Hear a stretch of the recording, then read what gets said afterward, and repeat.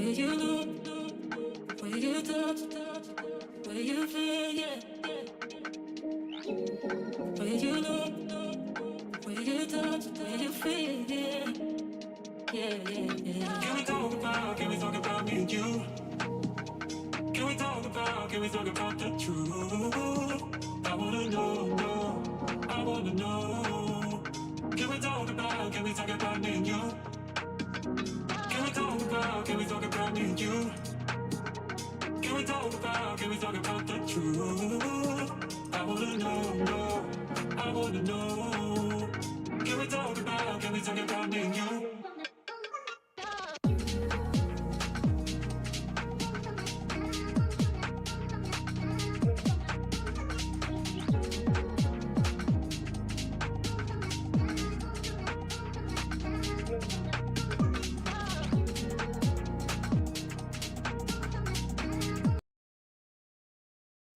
Welcome to NECC, where we're finally back with some Rainbow Six Siege. It's been quite some time since the spring semester, at least of 2024. I'm here, yet again, as I was last semester, and Goose is joining me for this semester. Two new college students this time around.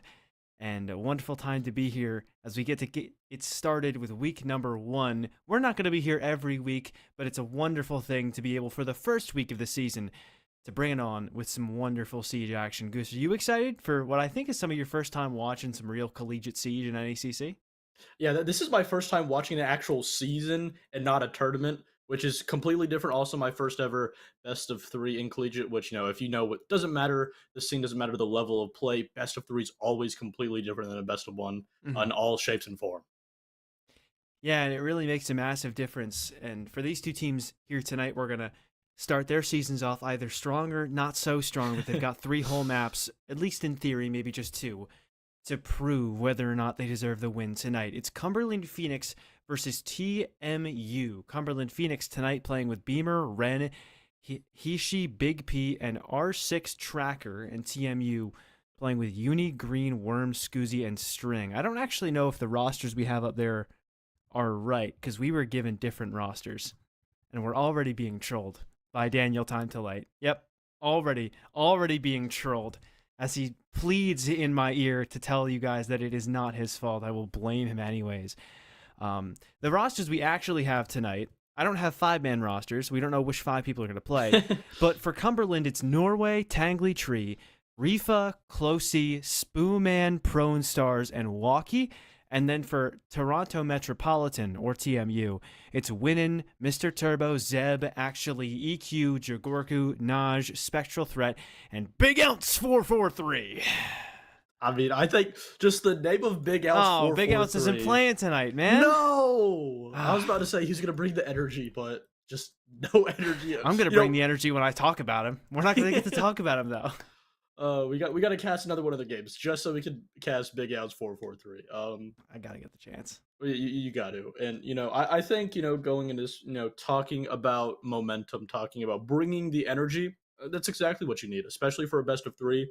It's a marathon, not a sprint, so you really have to make sure that you do bring that consistency from round to round on all 3. If we do get to a 3rd map or just 2 maps, and it just again, is about consistency, making sure that every round is similar. You don't want to put everything out on the table, and whether it be the first map, first half of the map, and then just start limping in the final stretch of the race. And I think that's going to be very important, especially for the very first day. They're going to have an opportunity to test out a lot of things because it's the first day, because it's a best of 3. I don't want them to hold back at all, but also don't go a little bit too far into the deep end. Yeah, and you were talking a lot about how they start these things off, how they start over a map and how they can finish on it. But what maps we actually play on do play a big part in how they start things off and how they end up finishing things off. Cumberland Phoenix will get the chance to pick the first map of the series, and that will be Cafe, with TMU starting on the defensive side. Cumberland actually, interestingly, choosing to start on the attacking side of Clubhouse, our second map, and then Border will be map number 3, the decider, should we need to get to that. That's TMU starting on the defensive half for that. And a very interesting map number 3, given that that can be an even attacker-defender split.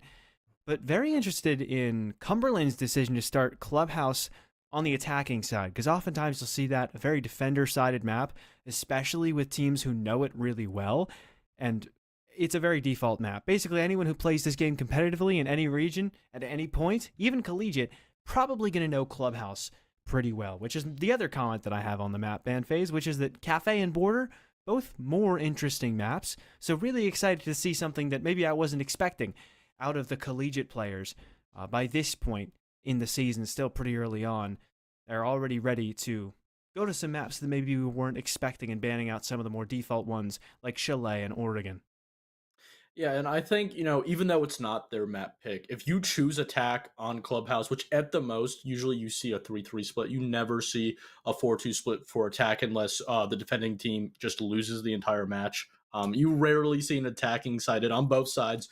So picking the attack is kind of an idea that they really want to start strong on the attack. They want to really bring all their attention to the attack first rather than translating it onto the second half. It could be so many things. It could be simply they're a better attacking team. Maybe they have, problems translating their success from one half to the second, no matter what side they start on. It can be a number of things. And especially when you're the one picking the side, it is going to be a little bit questionable. But again, it's simply not going to be answered until we see that map completely played out. And we're going to get the chance to see Cafe at least start to get completely played out. With the way the tech pauses are nowadays, we don't know if it'll get completely played out the first time we try it through. But we'll get the chance to get things going between Cumberland and TMU. That very first map, again, Cafe Dostoyevsky, picked into by Cumberland. And so they may be considered the favorites going into this first map. And for the record, our full 5-man rosters tonight will be for Cumberland, Prone Stars, Rifa, Tangley Tree, Norway, and Spooman. And for TMU, it's Jagorku, EQ, Mr. Turbo, EXZWX. I've got to check how that's pronounced. No, they just didn't tell us. I don't know how that's pronounced. You're going to be EX tonight, buddy. Sorry. And Naj. Naj is there too. Yeah, Naj is great. And, I really love collegiate because it's a different realm, and that starts all the way on the operator ban phase. Not only do it is EX, right? Awesome. Okay, there we go. Good job. Seeing names like that, it's really like, is it that simple? Wait, is that chat? Is that chat or Dan? Oh my gosh, we gotta chill. Oh, that is amazing. Thank you from Time to Observe. Amazing name, amazing. Whether that's Dan or Chad, who knows? We don't know. We'll never know. They won't tell us. Anyways, continue. Yeah, but I was talking about how the bands not only we're being gaslit. I have a feeling we're being gaslit. No, that seems like a thing that Dan would say. I'm not gonna lie. That comment seems way more Dan-esque. Anyways. Yeah, I was gonna make an entire point on how bands relatively are completely different, but then the bands are just relatively exactly what you see on Cafe. Yeah. Monty just still being banned out of Dan. The three... Dan, get out of the alt chat. The teams can see that. There are ways for you to communicate with just us. Why are you in the alt chat? All right. Anyways. I mean, yeah, I'd have to agree with you. I think the band's very similar to what we would expect on the map overall. Monty taken off of the board, he's just taken off the board all the time. Yeah. Mira, very powerful on a lot of sites on this map. The Ying also taken off the board, which I think a little less common at the pro level, but still pretty common band, so it's not like it's insanely innovative. And the Azami, too. Just really powerful on this map, especially just inside of piano alone. You can do so much stalling if the other team wasn't ready for an Azami. In this case, Cumberland are bringing a Flores to start the attack, so they would be ready for it if it was on the board. But even still, very diverse lineup from Cumberland so far. It looks like they've got 5 attackers who really are capable of doing something. They don't have anybody there who's just, just a comfort pick. Everyone has meaningful util that has a real purpose in the round, and I love to see that out of some of these collegiate teams. That it tells me right off the bat that they're not just going into this trying to frag out and get some kills, that they are trying to play as a unit and that they have a goal in mind that they want to get done. Yeah, and I also really love the pick specifically from Prone Stars, using that gridlock as, essentially that flank watch without having to have a person sit on the drone or, have a person simply just watch an angle. A lot of the times people do prefer the Nomad over it, but, she has a lot of uses that Nomad doesn't have, especially, in that late round where those defenders tend to, potentially have lower health. It could, result in a very good opening pick, though, for Prone Stars onto Mr. Turbo on the window. That's just a pick you should not give early on. And TMU, they're going to feel the consequences of it relatively quickly as he continues to stay on this window. Yeah, that's an angle you don't see used an awful lot. So forgetting about it, you could see that happening, but it's a mistake they will get punished for. He's still dealing damage out from the window. And on that rappel, he'll take EQ down a little bit in terms of his HP. Gets to heal himself back up, though, and Naj has evened out the man count to a 4 versus 4. Heavy pressure on the second floor hold as Rifa already up in Freezer, putting a lot of pressure onto Jigorku, down to just 8 HP over by C1. He's getting pushed out by the Selma as well, and Norway from behind will confirm that kill. So Cumberland, though there was a kill found by Naj, will get that man advantage back, and they have cleared out the third floor. That is, unless X decides to get aggressive, but for the meantime, it's EQ getting a second kill and leaving us again in a 2 versus 2. X looking for a little bit of a play up the staircase, but for now, he's just biding his time and waiting for a better opportunity. Yeah, Cumberland moved so fast throughout this round, and because of that, it's let these gaps in their intel go through. And because of it, EX is able to strike back and now put Cumberland in essentially a 2v2 as Prone gets an answer. Nice response from Prone Stars, but EQ right after able to get another, and then X hops on the board for the last one. Double kill for him across the entire round, and TMU with a very strong defense to start us off.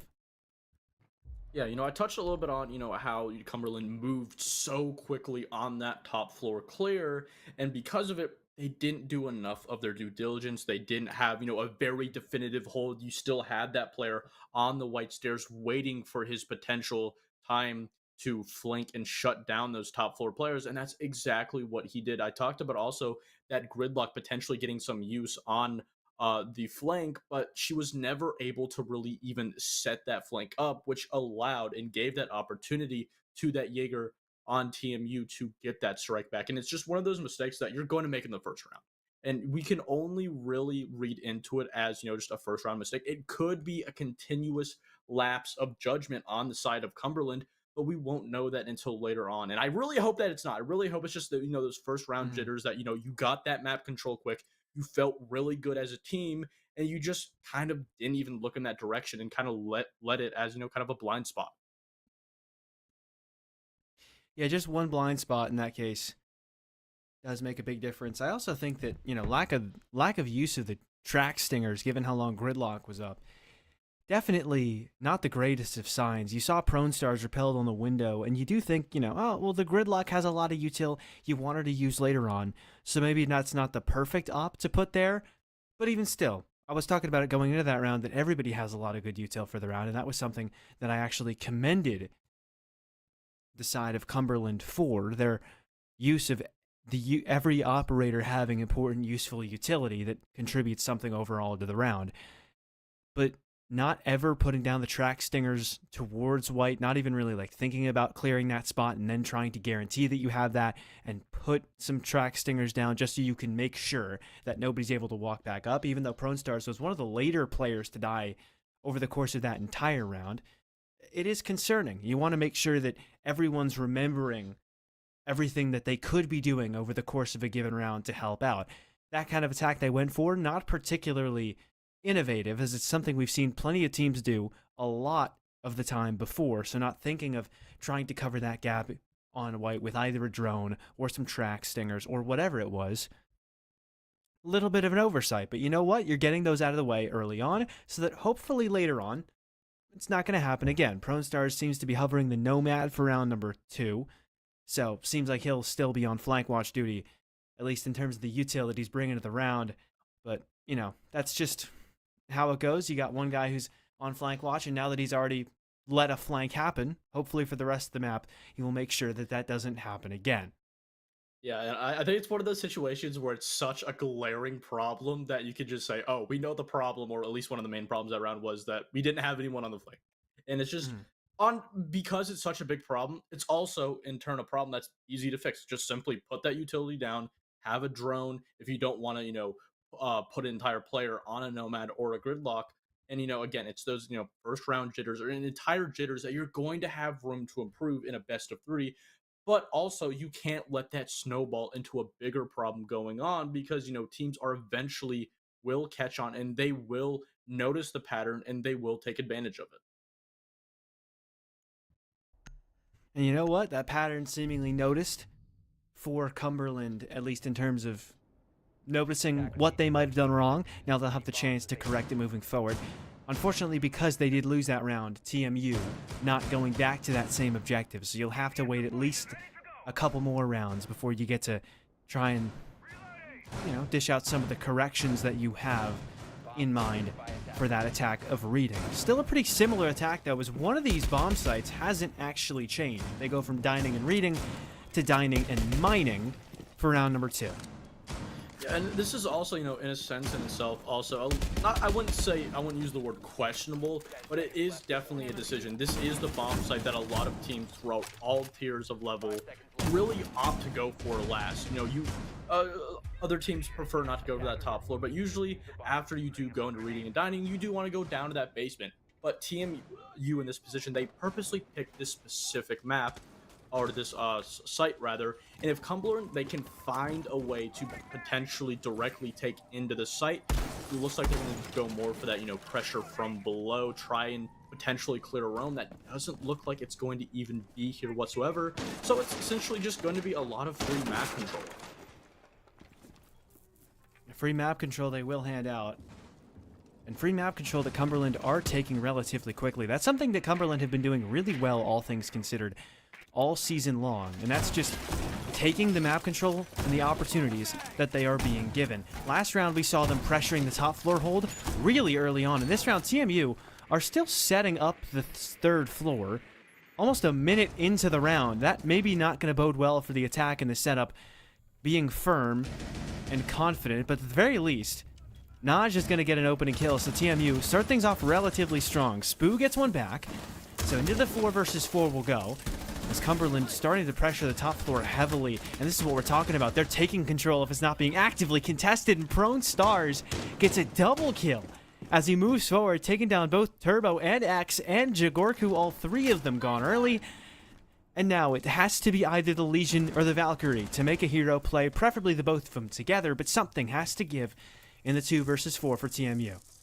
Again, Cumberland have moved so quickly, so they're going to take this time that they have provided themselves to drone out. Find the position of these last two defenders and make sure they don't make the same mistakes they did last time, even though that flank will not be in the position, it will not be an option for TMU, so they simply just have to work off of this 2v4 in the single isolated swings.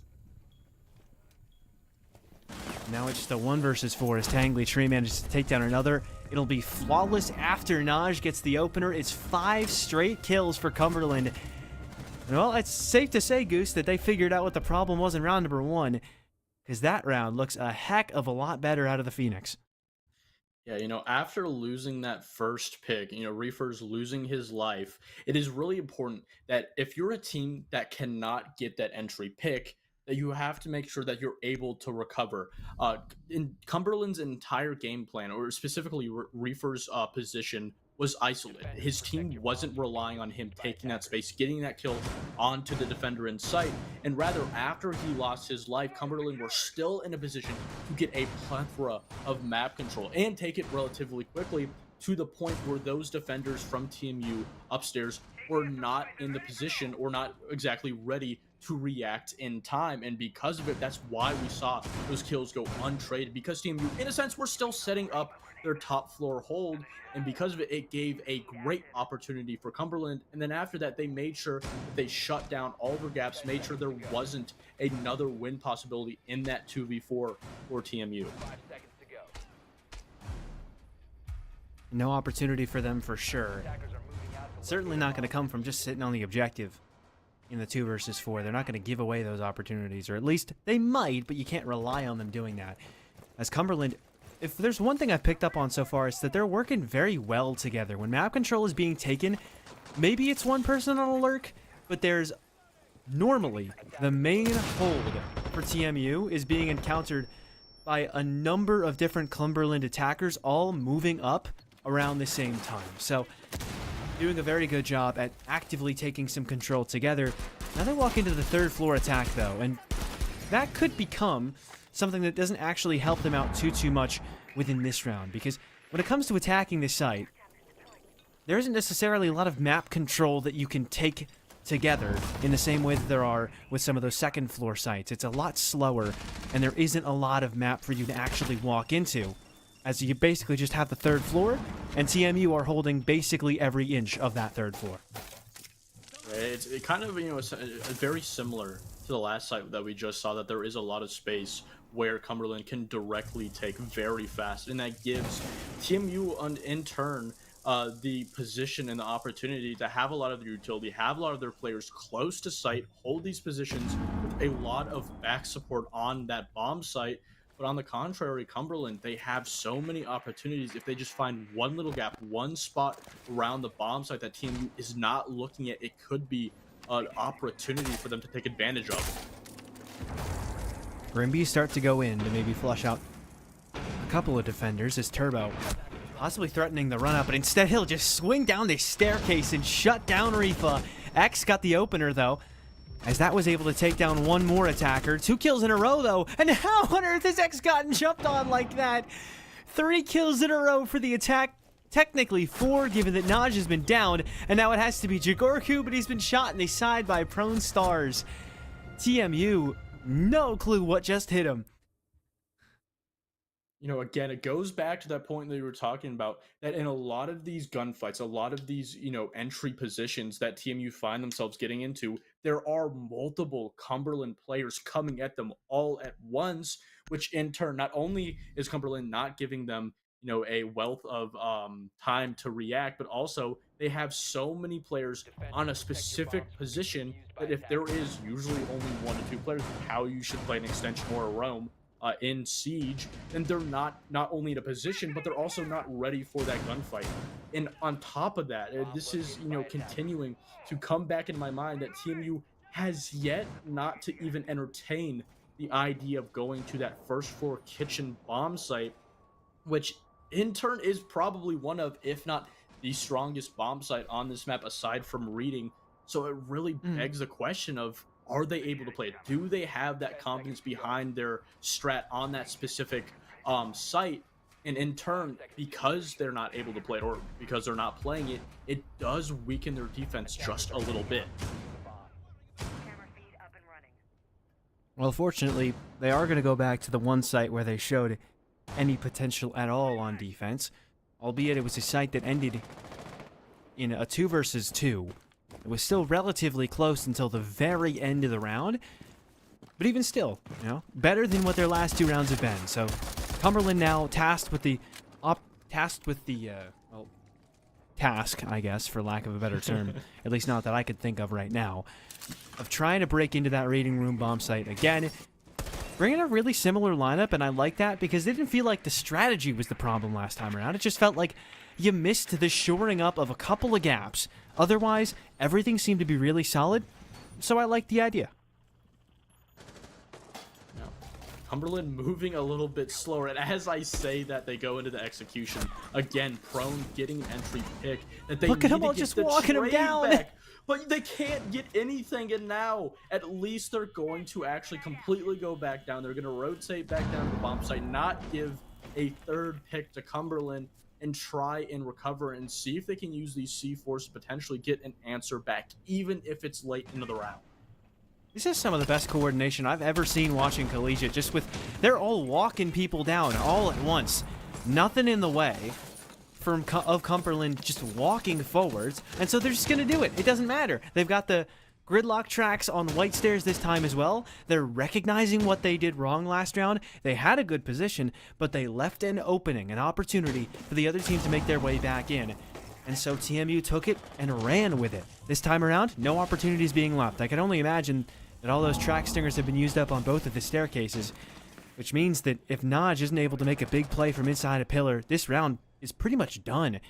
Looks pretty simple for Cumberland to start to get into the bomb site by now, no? And on top of that, a crossfire being set up by Prone on that dining window, and also a player on white essentially just cutting him off, but he's not ready for Rifas. Rifa able to get a nice trade back. And that's Jigorku making the play. Naj able to make another one. Caught by the bees, so they know that he's going to run downstairs. In the meantime, Norway could start to stick that plant. Rifa wants to watch the walk up white, but it's not really going to net anything because nobody really coming up from there. But Turbo able to take down Rifa on the white stairs themselves. And now into the 2 versus 2, this could start to go well. But the plant being down and this post plant looking comfortable for Cumberland, though the info is there for CMU. They're trying to catch one isolated at the bottom of red stairs, but Norway with a big win of the fight. Traded out though. And now Naj's position is known, so Spoo with a little bit of an upper hand in the 1 versus 1. Just sat inside the red car though, and this position is so easy to pre-fire if you know to expect it. Naj certainly does. Quick peeks around the corner just to get some info, but instead waits for Spoo to waste his whole magazine shooting at ghosts. And then swings in perfect timing, but is there enough time? Barely gonna get it. What a 1 versus 2 for Naj. How on earth has he made that work?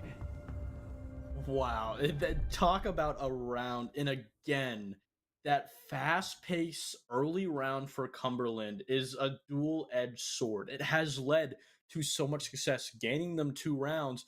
But on the contrary, the 2 rounds they lost was in a sense where they worked a little bit too fast, didn't have enough intel on the last couple of defenders near the bomb site, and because of that, they allowed gaps to be open in their lines of sights, in their overall holds and crossfires, and allowed for TMU players to retake positions, get backstabs onto certain attackers, and completely take the round away, and then pair that with a poorly played 2v2 post plant. It's a recipe for disaster, but on TMU side, it's a recipe for success as they even out. Stop the bleeding a little bit, as you know, those last 2 rounds before the last were just, in my opinion, very worrying for TMU. They were not able to really get an answer for that very aggressive early round, and on top of that, they are finally going down to that kitchen bomb site, and we get to see at least why they were hiding it, or rather why they were so insistent on keeping it away.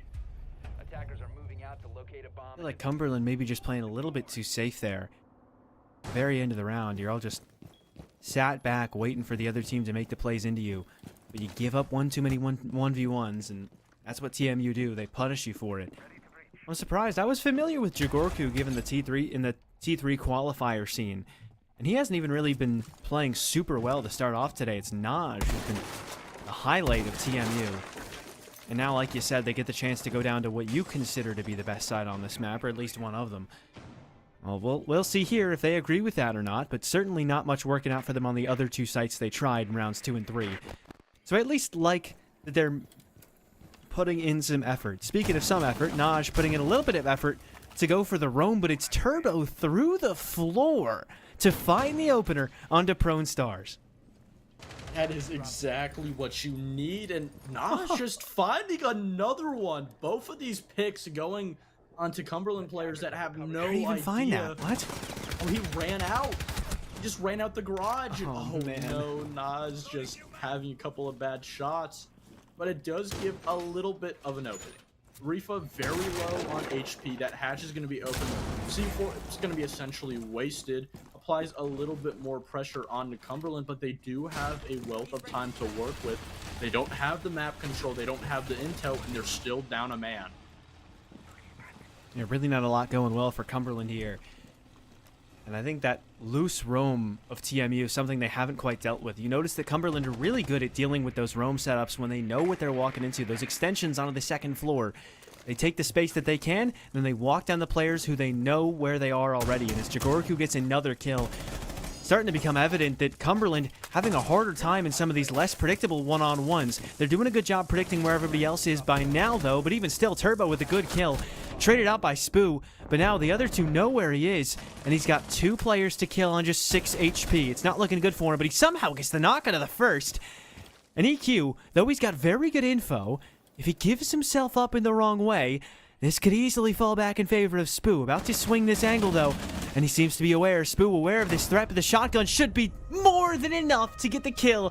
And in fact, it is. EQ shuts it down and makes sure that that round doesn't get too far from TMU. Yeah, it did get a little bit too close for my liking for TMU, especially in that 1v2, that Jaeger just overplaying his position, not really reading into that 50 seconds left, giving a little bit too much to that Buck, but that last player on TMU just playing it pretty much perfectly, doing exactly what he needed to do. And because of it, TMU, they retake that lead all the way back since when they got the very first round. And again, that very aggressive, quick playstyle of Cumberland, even though it was, to the more of TMU getting aggressive, finding these angles early on rather than Cumberland making a mistake, it still did punish them. And now Cumberland, they've lost yet again 2 rounds in a row as TMU, they find a formula to stop that fast pace early to mid round. Finally make it work, but the question is, can you keep doing it? Because Cumberland have been punishing them consistently, at least a little bit, or when they try to go to some off sites. Seems like Cumberland not quite so confident into some of the more traditionally strong bomb sites. First floor, like you were talking about, very consistently solid across all levels of play, and it's one that TMU found a lot of success on. Same goes for reading room, but the other two, Cumberland got a little more experimental, or TMU got a little more experimental, but Cumberland were very comfortable just walking down their setups. And I feel like they've had a very good showing, like I was saying in the middle of that round, when TMU run a relatively predictable strat. But notice the difference with that last round is that they had one vigil running around the map, and then they had another couple of angles here and there that Cumberland just weren't ready for. Prone Stars got shot through the floor. The vigil run out. Again, not quite what Cumberland were expecting. It's a little bit unorthodox. And then Jagorku able to get an extra kill as well. I'd imagine that was on some kind of a retake up a staircase or something of that nature. But even if it wasn't, 2 examples in 1 round, more than enough to show you that Cumberland, good at taking map control quick, but maybe not the best at dealing with these isolated roamers that are forcing them to be comfortable in their 1 versus 1s. We saw plenty of times Cumberland were able to walk down top floor setups, and they looked incredibly comfortable doing that. They were coordinated. They would 3-2-1. They knew the util to use. They knew where people would be. But when that information, when that good suspicion of where the other team's going to be playing already isn't in their favor, having a rough time. Those retakes were where they struggled as well because TMU came at it from awkward angles. And so Cumberland, maybe we just want to slow things down a little bit and make sure that you're as thorough as you can be in knowing for certain where TMU is going to be. Because every single time TMU tries to play around the element of surprise, it's been working really well for them. Yeah, and also it comes back to that idea of the overall, I guess you could say strategy theory of how much intel do you need on an attacking roster. You can bring 5 people with a utility, or intel rather, but there is still an idea of too much intel because you still need that utility. You still need potentially a Grim to expose those positions. Maybe a Nomad for that flank watch, or that Flores to clear that position. Maybe if they bring in a Deimos, it will help them just a little bit, or maybe it'll be too aggressive in that late round because we do see a complete tone shift from the early mid round to the late round. That first 2 half or the first half of a round being very quick, being very consistently fast, but then they in times, in my opinion, do take a little bit too slow. So it goes back to that idea of maybe not enough intel, maybe even a lack of communication or overall guidance. Well, not too much of any of those things I think I would agree on as well. But not too much luck for us through these first half of the game, because we've already had 2 tech pauses, and we're actually just going to cut to a break on this one. So make sure you stick around, as the first Siege match of the NECC season will be right back very soon. But well, we're going to need to figure some tech things out before we get that back to you. So stay right here. We'll be back as soon as we possibly can. Bottom text. What exactly is plant-based jerky? Call me a meathead, but when I want a meat snack, I want real meat. 100% pure protein-packed power in a stick. I want Wenzel's Farm. Wenzel's Farm, real meat for real life.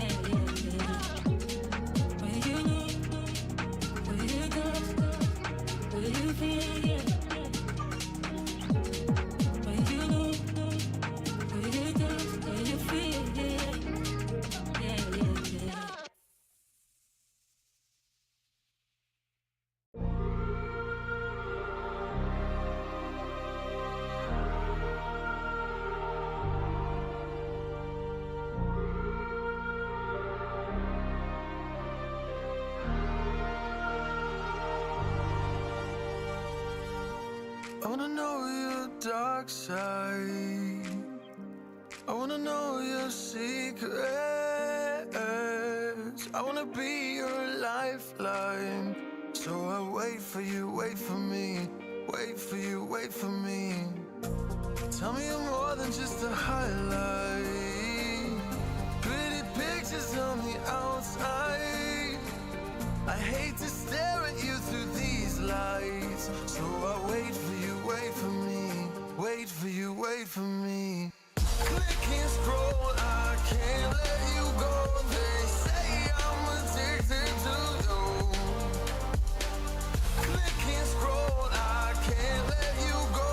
They say I'm addicted to you.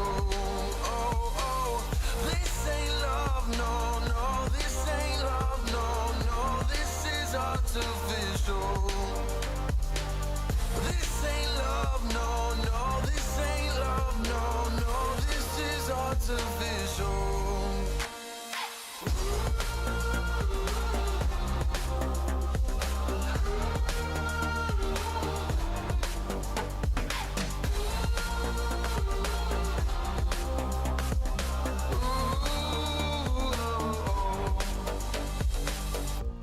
I wanna know you inside and out. Wanna know what's behind the light. Wanna feel that real love from within. Let me in. I want real love, real highs. You're just enough to get me through. Get me through. 'Cause you're officially perfect for me. So wait for you, wait for you. Up all night thinking, passing the time, anxiously waiting. You're on my mind, losing and winning. You can't get it right. Hoping you see me from more than just that. Up all night thinking, am I on your mind? Will you come meet me? Welcome back. We're finally back yet again. Let's see if we can make it through the first half with only 2 tech pauses. And we'll see if TMU can make it through the first half with an advantage, or if Cumberland will make it 3-3. Last time around on this bomb site, TMU had a lot of success. Cumberland, not so much. So, well, remains to be seen. Actually, no. Didn't Cumberland win? Am I stupid? I'm stupid, I think. Cumberland lost 1 round, won 2 rounds, and lost 2 rounds. Well, this was one of the ones they lost? Or Yes, did they won? they've lost 2 back-to-back, last 2 rounds. On this site though. Oh, on this site specifically? I think they won on this site. Actually. Yeah, they won on this site. It's only been played once. Yeah, I'm stupid. I am okay. I'll let you take over. Yeah, It's okay. sorry. Well, Yeah, I'm just the PvP. They put me here because I have the funny voice. They don't put me here because I know what I'm talking about. EX getting aggressive. He's getting aggressive early on, and I really like how from the first half leading on to the second half. I guess the first half. I don't know what do you call it. I guess quarter. I don't know math, but TMU's gotten a lot more aggressive. Whether that be simply just putting themselves out there in those entry engagements, whether it be runouts, spawn peaks, making sure that they shut down those entry positions around the map. They're making sure that Cumberland are not able to take that map control, whether it be very easily or for relatively free, making sure that they don't give them a whole lot of respect. And because of it, Cumberland, they've lost the last 2 rounds. They really haven't been able to adapt to this. And right now, their solution to this change of shift is also changing their tempo themselves. Yeah, it seems like the surprise factor working so well against them has meant that they want to actually use it themselves, and Rifa, though he was kind of expected, still going to get the kill regardless. That's a big shutdown onto Mr. Turbo very early on. That's a big opening kill for Cumberland, who haven't had a ton of success in that department the past couple rounds. Haven't had a ton of success in a lot of departments. Jagorku almost going to get caught, but Rifa's so low HP, and he just quick peeks around the corner and makes it a 4-on-4 just like that. And now there's a robot on the loose in the lowest floor of the building, and Cumberland do not have anything allocated towards trying to deal with it. No, he's just going to walk up on the window and kill Prone Stars repelled out there. That's, wow, TMU are just feeling very confident right now. Yeah, that's very important. And, when you go down in man count, especially when you lose that first entry pick, it's very important, especially when you are on the defense, that you get aggressive, that you try and make sure that you are in control of the tempo, that you do not let the attack breathe one single moment, and you don't let that momentum go into their favor. Oh, Execute coming out right quick. Norway trying to get in there before anyone's ready. EQ was ready, and EQ has just killed him. So 2 versus 3 now that Spooman got one with a knife. He'll get killed right afterwards, though. At least he got his, but the Twitter clip hopefully was worth it, because you did not really even get that close to winning that round. TMU up 4-2 now. Again, I was going to talk about how, after that first round, Cumberland, it was simply just a little bit jitters, and they could potentially run away with it.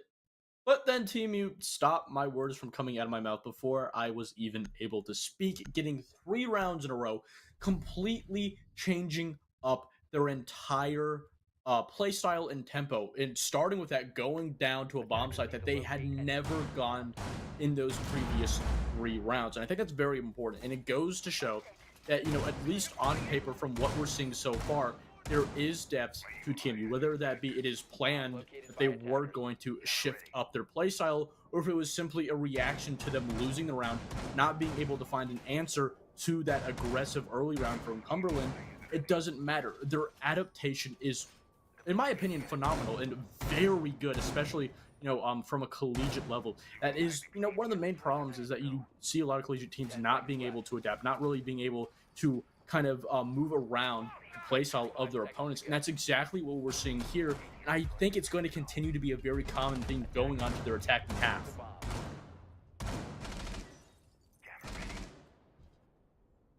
Well, for the start of this attacking half, it seems like a lot more comfort picks on the side of TMU. A lot less active utility that can kind of get in the way, more so. Like, you don't feel like you're bringing the Ash, especially with the Mira band. You don't feel like you're bringing the Ash for the breaching rounds. You're definitely not bringing the Deimos for, like, utility. You're bringing him because what he has allows you to get some kills, and because he has a fun set to use. So TMU, with a much more, feels like frag-first centric approach to their composition, As Jigorku just waiting for someone to test him on the white stairs run out. But for now, Cumberland very content to just sit upstairs and wait for this push to come through as they wait for that third floor bomb site to truly be under siege. And, you know, a completely different tone of play than we saw from Cumberland on their attack. TMU moving very carefully, making sure that they set up their crossfires, letting Cumberland go into those lines of sights, making sure that Cumberland are the ones to make the first move. The first mistake, even because of that, Rifa, for the second round in a row now, has lost his life to the first entry pick. And Cumberland continuing to feel this pressure, continuing to feel as TMU takes this map space relatively very early on. Norway down to just 10 HP, and TMU slowly but surely taking the space, and they're killing everyone who tries to fight them. Cumberland doing a good job actively getting in the way, but every attempt they make at holding TMU back is getting put down. And a 2 versus 5 is the only opportunity they have to get their first kill, and then it's traded out right after. Almost a flawless round for TMU, not quite, but basically fully there, as X with a wonderful double kill to close that one out. It is really beautiful, and you know, I really want to give a lot of props to TMU, especially for the way that they're able to communicate. That's a problem that has, you know, been on the front for Cumberland, and it continues now into the very first round of their defensive half.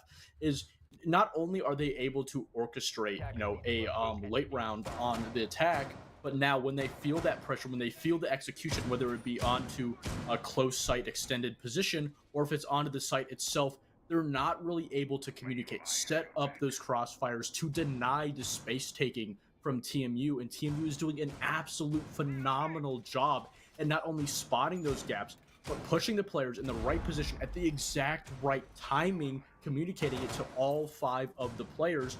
So when they do actually execute, when they do make a decision around the map, all 5 players are not only ready, but they know exactly what is planned and, in theory, what should happen. 5 seconds left before insertion. And going into the first floor bomb site, a lot of people very familiar with what should happen in terms of taking that third floor control, working down to the second floor, work down to the first floor, just to make sure that you dot your I's and cross your T's and that you don't get shot from an angle you weren't expecting. Though notably not a ton of vert potential in this attacking lineup for TMU. It's Jigorku who has the who has the Magnum in pocket, and Rifa who will shut down the only hard breacher on this attacking lineup. It didn't look like they were going for a heavy vert setup, but Rifa gonna punish them for not going for it, because now your entire strat has just been upended. It looked like they were going for a bakery style hit with the thermite to open up some walls. You've lost the ability to open up those walls. Now you need to fundamentally change your push. And already a minute is gone off that clock, and you're just grasping at straws, hoping to be given a chance at a kill. But nothing coming just yet. Matter of fact, Tangley Tree is going to shut down X as he tries to get into the building. 5-on-3 for Cumberland.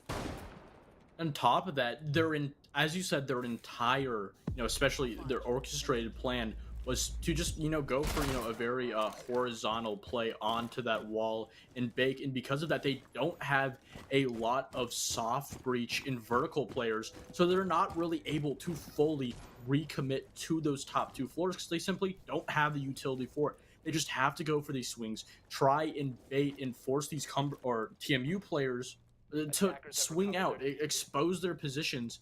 And it's simply just not going to necessarily happen. And on top of that, Cumberland reading into this entire attack very well, playing off this position, giving a lot of respect, essentially allowing TMU to waste their own time and kind of just drown in their own blood. And Jigorku trying to clear out that top of the map, going from the 3rd floor down. He's not able to use any of his util. He's just now tried to mark one with a death mark, but because there are so many defenders alive, they could easily try and double team him. And Rifa, the player he had just marked, is able to trade out his teammate dying in Bakery with Spoonman who went down, but EQ who just falls on the attacking side. And this defense is playing that advantage so well. They lose a lot of openers, but when they win it, it looks confident for them. But oh no, 2 kills back from Jigorku. So don't call the round done just yet. Aggressive swing into prep might just do it for Norway, but he's given away where he is, and now he's fully flashed. He can't see anything, and so he has no clue that Naj is right around the corner. 1 versus 2 now for Prone Stars. How on earth has it fallen? Hopefully he's not too worried about that. You gotta lock in to the 1v2. You know one of them's going to be from prep, but Jagorku, the question mark, it looks like he's actually moving through the bar right behind him. The swing forward, and he gets the kill with the Bashi, but Jagorku, with the perfect timing, will come through to save his Nomad.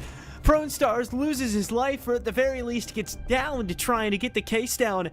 But a good trade will lock that round in, and what a comeback by the Nomad and the Deimos.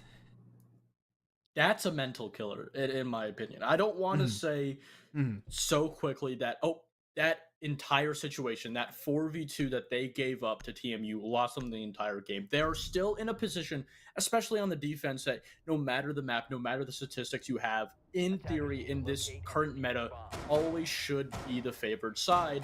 So there is still that potential. But that's going to be a round where not only were you in, arguably one of the best positions, especially with, almost no utility, just giving those kills to Jagorku, especially on, an operator that only had a pistol and a shotgun, even though he did use them very well, a very skillful player.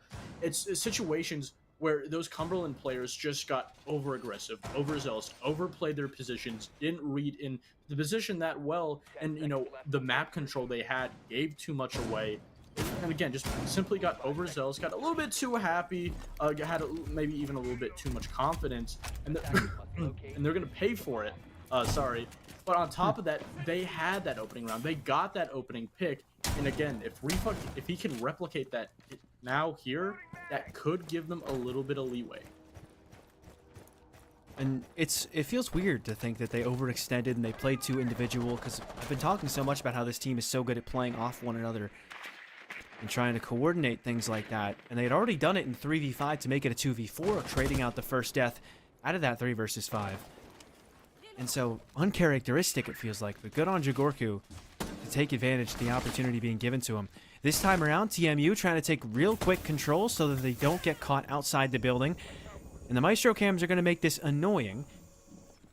But it seems like by design that Cumberland have given up all this control. They forfeited all of Bakery, and now it does kind of feel like TMU, they're stuck in a little bit of a sticky situation. They're kind of closed, they're kind of cramped in here, all things considered. And on top of that, TMU, they're just in a better position. They brought a whole lot of utility. But you can put yourself in the best situation with the operators, but if you lose those 2 opening gunfights and let a third go the way of your opponents, it's going to put yourself in yet again another difficult 2vx situation. Oh no. Oh, here comes the Deimos. Here comes Jagorku trying to make the play yet again. This would be even more impressive than his last round. And for his last trick, he'll vanish out of bar like he was never even there. Disappears after he gets his 1, almost gets 2. Instead leaves Spoonman on just a little bit of health. Cumberland waiting for the push in from TMU as an aggressive play from Norway. He's gonna get a 3rd.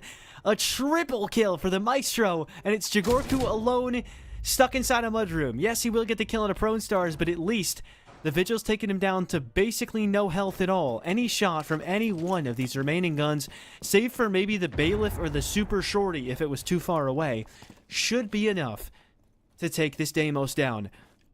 But even still, it should have been enough last round, and he made the 1 versus 1 happen. He made the 2 versus 4 happen for his team. So you can never count this guy out. Aware of the position on red stairs. But Legion can just play that comfortably, because they have that case control as well. Yet another thing working against him. He's going to try and run from the top of red stairs, and I think he might be hurt here. Because Rifa, relatively confidently, going to fall back safely towards that site. Somehow lands a shot into the foot of Norway. Wants to open up above the floor, or the floor above him rather, to see what he could possibly find, but with only 15 seconds left and 3 people to still kill, it feels like a hopeless endeavor to try and walk down here. From Harry Potter, it's Rifa sat there, and all he needed was 1, but he lands plenty more than that just to make sure that Cumberland have locked in at least a 3rd round on this first map. That's exactly what they needed. In a relatively very similar position than they were in the round before, that being a 2v5 instead of a 2v4. but they were able to lock it down, get that communication, make sure that they didn't overplay their positions, give too many opportunities, specifically to Jigorku, and because of it, they were able to lock down that round. But also, Rifa in the past 2 rounds gone absolutely huge. Out of 4 rounds, I believe he's won or he's 2-2 on entry. Um, Mhm. so again, it's one of those situations where they're continuing to put him in that entry engagement, translating onto the second half, even though on the defense he or attack rather he didn't really have that much of success on those entry positions, continuing to trust that player, making sure that they put him in a place where he has the best opportunity to simply play his role. That's exactly what you need to do. And it's been a problem for Cumberland, just their role players simply not playing the roles to their best abilities, and it makes those other players having to compensate, having, potentially maybe a flex player be a little bit more aggressive. It's exactly not what you need, but when you have players like those show up, it makes everything else for your team just a little bit easier. I'll tell you what, I feel like Cumberland that last round, they really didn't try to do as much. In round number 9, they had a lot of people in a lot of different spots on the map, especially early on. But later on, they tried to play more aggressive. They tried to give away some of those 1v1s.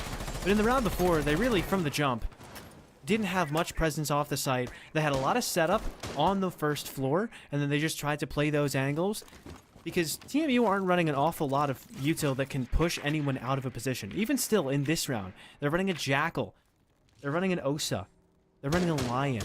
None of these are necessarily going to help you push someone out of a position. If the other team is well set up in their hold and just waiting for you to break that hold, then a lot of the util that TMU has isn't necessarily going to help too much. But Naj is actually just going to walk into the site. He's broken the veil, and he's just going to start to get the plant down. Not a soul is even aware of this, let alone doing anything about it. And as the EE1D goes off, it's good info, and a great shot for Jigorku. As Prone Stars will go down, 10 seconds into this defuse being down, and already Cumberland starting to deal with it. Norway's going to hop on the case, hoping that no one on the attacking side is going to be ready, but he'll have to hop back off thanks to the concuss, and thanks to everybody swinging in. A flawless round for TMU to close out a wonderful map for themselves. And on the map pick of Cumberland Phoenix, it's Toronto Metropolitan, who take away a big 7-3 victory, starting their season off on a good note. I think that was the round that really summed up TMU as an entire team.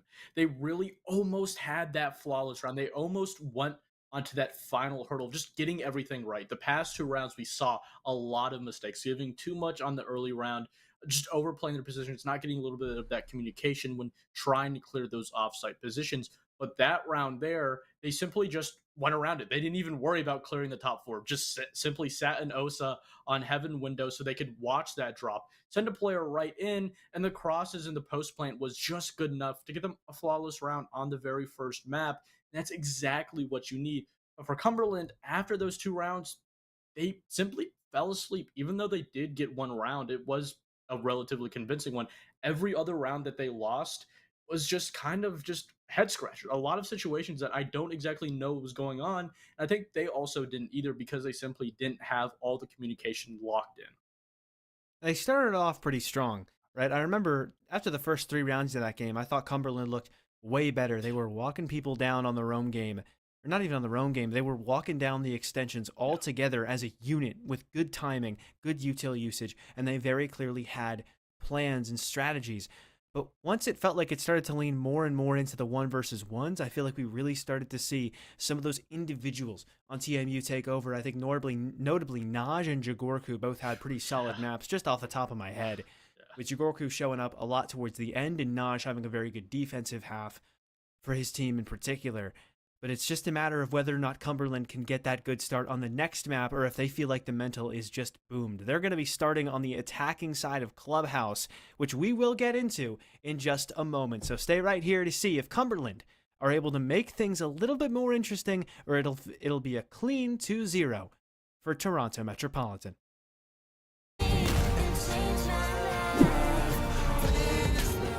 What am I supposed to say? It doesn't matter. He's dead. He ain't listening to you anyway. I'm hungry. No. Put it away. I can't watch it. Oh, right. reach in. You gotta pull it. Just grab it. Just take it out of his hand. What do you mean you can't? He won't let go. What do you mean he won't let go? He's dead. Help me. Get in there. Now just hold on. Make him let go of it.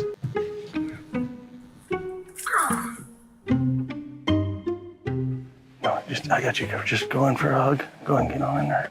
It's a bad loss. Yeah, hug him. Hug him up. Just reach. Hug him up. He's breathing. On the other side. Go. I can't. Just- I can't do it.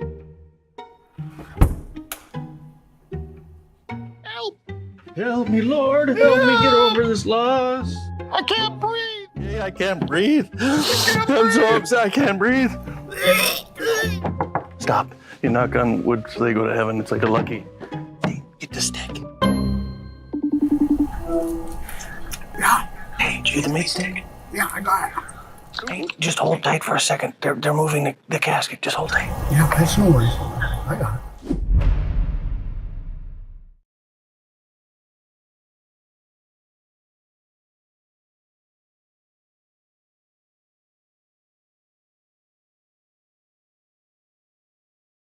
What exactly is plant-based jerky? Call me a meathead, but when I want a meat snack, I want real meat. 100% pure protein-packed power in a stick. I want Wenzel's Farm. Wenzel's Farm, real meat for real life. What am I supposed to say? It doesn't matter. He's dead. He ain't listening. Oh, man, this is incredible. Oh, wow. Huh? Yeah, that's pretty cool. It is pretty cool. Hey, man, grab me a meat stick. I think I can reach it if I just... A little more. Just let me go a little. I can't. Just a little more. I almost got it. Careful! Oh, God. No, come on, just reach. Reach. Just grab my hand. I can't hold it. Grab my hand. Give me the meat stick. This other hand's closer. The one with the stick is... Oh!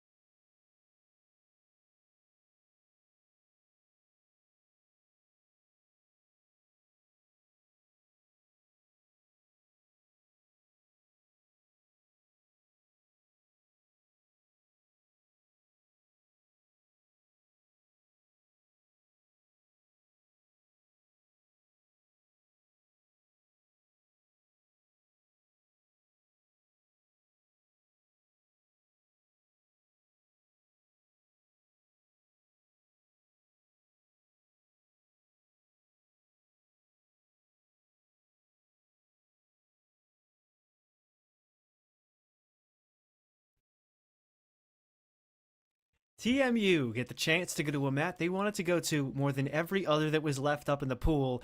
And most importantly, right after, they just won the first map of this series. It's looking on paper, Goose, like it'll be a clean 2-0 for Toronto Metropolitan. But we did see a lot of flashes of brilliance out of Cumberland, specifically on that attacking side. And they're going to start on the attacking side, headed into Clubhouse. So do you have a favorite coming in, or do you think this may stand a solid chance of going either way? I want to go. I think the safe pick is TMU. I don't. Cumberland didn't give me enough, but I do think they have more confidence in their attack, and them picking attack on Clubhouse out of all maps does make a little bit more sense. Even though they only won 3 rounds, 2 of those rounds were on attack. We did see, even in the rounds that they lost, a semblance of potential greatness in those attacking rounds. So I think starting on the attack, especially after having a relatively slow game overall in Cafe, is really good, because you can immediately go to what so far in this series has been successful for you. Work off of what you did bad on last map, bring a couple of changes, and then you get an entire half to read into the overall play style, some of maybe the ideas, and you can take some of those going on in your second half being defense, which is favored. On paper, seems like a good idea for Cumberland Phoenix, and I think most important thing is just that last map, they did look a little better on their attacks, especially towards the start. When TMU did get start to adjust, though, it was 6 rounds in a row, or 6 of the next 7 rounds they won. It wasn't quite 6 in a row. There was 1 attacking win in there or rather 1 defensive win in there for Cumberland Phoenix. But even still, it just became clear that TMU were dominating on the individual side of things. And I think that's going to be what's most important, is that Cumberland Phoenix are able to figure out solid, convincing ways to work things out as a team and to work together around some of the 1v1s they're being presented by TMU, because TMU would start to get crazier, they would start to get less predictable, and it would work really well. Cumberland Phoenix, it just feels like they need to expect the unexpected, maybe bring some more util to deal with that, maybe Dokkaebi, Jackal, Deimos, whatever you will, just to make sure they can get a grasp on where some of the more aggressive players are playing from Cumberland or from TMU, and then from there you can start to work forward and work together, trying to come up with things. Because whenever they knew exactly how they wanted to go about an attack, it looked great from them. That's why they started off so well. And Cumberland, or rather Clubhouse, not Cumberland, the team who is playing on Clubhouse as we finally get into it. Clubhouse is a very default map. A lot of what is going to be done today has already been seen before. So I do think it could favor Cumberland in that regard. It's just about TMU in some of the small ways, changing things up really quickly on a dime in ways that Cumberland weren't ready for, that I feel like the Phoenix are going to have a little bit of trouble with. So I do still favor TMU, but I honestly do think this map could be better, and probably should be better, for Cumberland, at least on paper. Yeah, and going back, that point you're making, that Clubhouse is a very default map that also could potentially help Cumberland in a sense, where the last map on Cafe, they had a huge problem with pacing. In the first couple of rounds, it was going really fast at the beginning, having success, but then when they were slowing down in that late execution phase of the round, they were never really able to find success. And then on the later half of those attacks, when they completely changed up, went a little bit slower, tried to go for those, isolated, I guess you could say, out of nowhere run-in picks, they also just simply could not control their own pace. So now going on to Clubhouse, especially now that they're starting on attack, I think this is, in my opinion, their best opportunity to figure out how they can control the pace and use it to their fullest advantage. Because in order for Cumberland to win, at least get this map, they really need to stop beating themselves before they want to beat TMU. Fair point, all things considered. And Cumberland, the second map in a row, going to start on that attacking side. Relatively similar in terms of their love of utility. They really like those flank watch operators. There's been a lot of gridlock and a lot of nomad. Last map we saw Prone Stars pick it up, but now with the need for a couple of hard breachers, Prone Stars is going to back off, and instead it will give the gridlock over to Spooman. Though it looked like, given both the Ace and the Thermite, and no other hard breaching unless you maybe give it to Tangly Tree along with no vert, it looked like they weren't prepared for a basement defense first. Maybe they were expecting Cash or CC or Gym and Bedroom, but they will be walking into basement first. So this time around, They're going to be adding the Nook into the equation as well as the Buck. So I'd imagine there are 4 hard breach secondaries in the picture, which there are.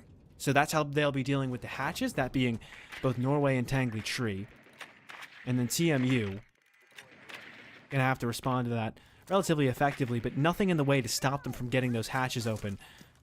And nothing really to stop the floor from getting open too, other than the few different C4s. Not a lot of a roam here. TMU just content to sit inside of the site itself and wait for Cumberland to try and pierce the veil. Yeah, this is exactly what TMU want. They want for Cumberland to read into this overall, anchored defense relatively around, near that half round mark. And you can already see Rifa taking map control relatively quickly. They have a semblance, not a full idea, but after the next 15 seconds of these rounds, Cumberland will fully realize that this entire first and second floor has essentially been given to them by TMU. And if you can look at this overall defending operator lineup, you can just see that TMU is really putting focus on denying that execution, having a wealth of utility to deny those entry points onto the bomb site. That's why we don't have a K. They really want to lure Cumberland in to try and get those hatches, try and set up this execution, because they have the utility ready to not only slow them down, but also deny those flashbang, the nade utility from Cumberland, so TMU can consistently and safely hold these positions. And Cumberland are going to start to work their way downstairs. Hitting some goo mines here and there, but overall they will start to pressure out that site itself. And I like the early opening of the Kool-Aid wall. That means later on, if you want to try and go for that play into the back of Arsenal, you won't be known for sure going there, but I'm not totally sure what either player was thinking in that instance. At least Jagorku, it makes sense to try and get aggressive and maybe catch some feet, but it looks like Norway was trying to peek through the drone hole as well, maybe to shoot the mute jammer. That's what it must have been. But he'll die first for it. Case now down on the ground, and Rifa gonna die right after. So 2 early kills, 1 to Jagorku, who's somehow got a second. And this is what I'm talking about. Unexpected fights being taken by TMU are working so well for them. That fight shouldn't be advantage to the defenders, but because Jagorku is so good at shooting, and because he was not expecting that position, it does work well. If this other dirt tunnel player is expected, it could work out for Tangley Tree, but instead, Yoford extends to finish off Jog, and he ends up getting shot by X. 1 versus 4 for Spoonman, and he's getting ran up on the top floor. Naj will close it out, and TMU in the lead early. That round, there wasn't necessarily a position for Cumberland to really fall down to that pace, because that entire first half of the round was given to them. But again, whether it be just, poor gunfights, a couple of missed shots, or if it's not using that drone economy to its fullest potential, Cumberland simply were not ready, not prepared, and expecting the gunfights when they happened, which gave that edge to TMU that eventually led to that 5v3, 4v2 man deficit for Cumberland. And again, it's relatively around the same problems. It's kind of a sense where Cumberland, they always find themselves at the same problem, that being, losing those gunfights in the late round, but the build-up, the small problems that make up that man deficit in the late round is completely different than last time. Not really having to clear out that first floor. Obviously, it's going to be Church and Arsenal. It plays essentially completely different from every other bomb site on this map. There is going to be a lot more of emphasis on that extension from TMU in these later rounds, especially on a map or site like Bedroom. And again, it's going to give a completely new problem from Cumberland to deal with if they didn't have to the round previous. This time around, it's pretty much the same attacking composition. Actually, looks like the exact same attacking composition they were trying to go for in round number 1, at least before the round started. So it's clear that Gym Bedroom, the site they were expecting to see first, they'll see it second, and even still, they will see it eventually. So they've got a good plan in place for it. Rifa, you were talking about how often he was important in entry engagements. He's on the Ash this time, likely the first one to take said entry engagements. Already walked all the way up Garage, staring through the Raptors window to try and get an early pick onto Mr. Turbo over towards Top Red, who's playing very aggressive to try and catch someone out, pushing him from the bottom of the staircase. But he plays his life pretty effectively, keeping himself up for a long time, but eventually he'll get caught by Spoonman, who is going to see the frost mat, hopefully. Yeah, it looks like he's shot it out, so that's just a firm one-man advantage for Cumberland. B is getting shot right above Jagorku's head, so he'll have to fall off. and leave Naj to his own devices inside of construction.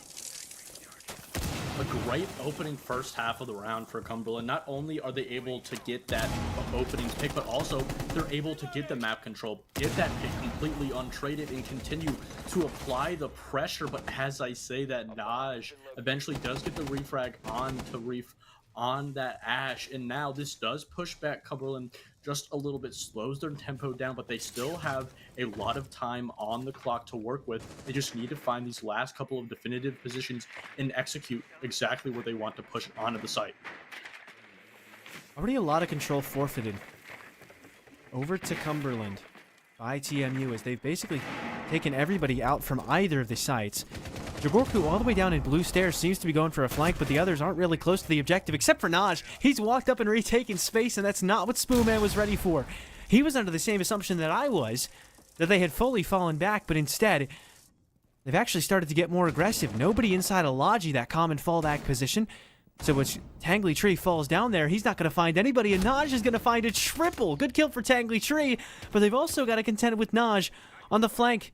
Rather, Naj now in construction. Jagorku went for the flank. He's ran outside, but Naj going to get caught out. Now, the position on Jagorku, walking back inside, going to be known relatively well, so Tangly Tree could possibly deal with this, as well as Norway from inside of Gym. But Tangly Tree dealt with. Good trade from Norway, but now EX knows to expect him here inside of Gym. Smoke is going to make it so the bandit can't be seen, but for now, Norway can't quite stick to plant. C4 gone, so that's not a threat. But you know what is? The MP7, always scary. But X is just going to start to fall off. Norway knows that he's doing this, so we'll try to fall back and maybe go for a little bit of a plant. He doesn't know that X is so far away, though, and his time ticks down. He knows he has to try and stick to plant. He got up to play the gunfight, but it just wasn't going to happen because X was a little too far away, and from just around the corner, he'll keep himself alive and win the 1 versus 1 to make it 2-0 for TMU. While Cumberland found themselves at the exact same result that they've been finding round after round, there was a little bit more of success, mostly to the performance of Tangly Tree getting his way, kind of just edging his way in between that defense, finding a gap, getting 2 players, completely separating those 2 defenders, forcing them to get aggressive when they're trying to play a little bit passive, giving respect, but also in turn that gave an opening for that Thermite to make his way into Jim. But eventually that lack of communication, the miscommunication and team play that just simply was not there, again punished Cumberland. And we can talk down on them. These first to early rounds have gone absolutely perfectly. Clearing that first half of the map, getting that entry pick is exactly what you expect out of an attacking team pushing onto Cash and CCTV. But then, because they took so long, they allowed for those TMU players, especially Jagorku, to rotate around the map, retake the position that they gave away, and get that flank that, again, has been punishing Cumberland on this attack so many times that we saw all the way on Cafe, and now it's continuing to be a thorn in their backside on Clubhouse. Again, it just feels like TMU, whenever they do something more expected than what Cumberland are prepared for, than what is considered traditional, it always works. And Cumberland are almost never ready for that. Still not an awful lot brought in terms of preventing TMU from doing that, at least that's new. They have the Nomad. Nomad and Gridlock have been mainstays for this team, yet haven't worked a ton in terms of preventing aggression. This aggression going to get prevented as Naj, hopefully going to be prevented from crossing back to site, but instead, he'll be lowered in terms of his HP just a little bit. Hopefully Prone Stars doesn't... No, he won't fall through the hatch. He is aware of it. And Naj going to fall all the way back to construction. So far, so good for the Cumberland attack. They're aware of some of these aggressive players, and they're not going to let them catch them out early. But this hasn't been the problem, right? You've been saying it. The early round normally goes pretty well for Cumberland. They check the boxes that they want to, and they get the control that they need. It's as they get closer to this site that things need to be better, and that's a great way to start at Prone Stars, is going to get the opening pick onto Naj. That's great. Not only are Cumberland able to get the very first entry pick onto such an aggressive player who's shown up big for TMU, but also you get rid of all of that smoke utility. But as I say that, the Scopos gets the trade back onto Daze. He essentially has served his purpose for the round. Not going to give too much to the attack, especially or aside from his gun being down now. But again, Cumberland kind of in finding themselves between a rock and a hard place, not really being able to find an opening. As I say that, Norway trying to find it, but just escapes with his life. That is a very awkward fight. Miracle that Norway is still able to live all the way through that. Player behind the green box about to get caught, but just barely overextending himself is Rifa. And the Ash is 0-3 through his first 3 rounds, not even with an assist thus far. And it's as they get to this site that Cumberland consistently struggle to cross that final hurdle. EQ low on HP, still not finished off, and even though he has been finished by Spoo taken down right after by Turbo Man. This is still an advantage to TMU, and they're very comfortable here given how far away these last 2 attackers seem to be from one another. Tangly Tree over in construction with the case in Norway. Walking in CCTV balcony is going to get caught. It's got to be the Capital in the 1 versus 3. Walking his way forward, does get 1, but swung on from behind by X. And with the pistol, the P12 will make it a 3-0 lead for TMU. Looking at, don't even really have to mention the continued theme of the early round is fine. It's, whether it's what is expected or, above and beyond getting that pick. But that time, TMU able to get that trade back. I think now the best win factor that Cumberland can put themselves in is getting even more aggressive. Going and trying to get that second pick, whether it be untraded or not, putting yourself in an even better position rather than a 5v4 or a 4v4 in that execution. And taking just another player away removes that, I guess you could say, sense of capability, of comfortableness that allows TMU to go for those aggressive retakes, those aggressive backstabs and flanks, because they don't have that man count, because, maybe they're in a 5v3 or a 4v3, because that one player isn't there. They have to play a little bit more sparingly with their man count and their positions. And on top of that, Cumberland, they also could just throw that out of the window. They could simply just have a better execution phase. But as the themes continued, I just don't think that's going to happen, or at least happen consistently for them to win 3 rounds. So I think they really need to focus on simply just getting an additional entry pick after getting that first. Maybe not losing the next one as well. I don't know. I'm personally a big fan of more execute util being very helpful. So in this case, seeing both an Ash and a Nook in the same attacking lineup doesn't really inspire a lot of confidence in me that Cumberland are aware of where their issue lies. Because the Nook isn't necessarily going to help too much beyond maybe lurking and finding a good kill. And the Ash, good utility, but with Mira off the board, there goes one of the biggest use cases for her. And now a lot of the other utility could be dealt with easily by, I don't know, a Brava, maybe a Twitch, or maybe some frag grenades that you already have in the case of Gridlock's back pocket. You could be bringing a Ying instead and making it really hard for TMU to hold off the executes that you have to go for later on. Regardless of what I think, Cumberland's still going to work their way into the building.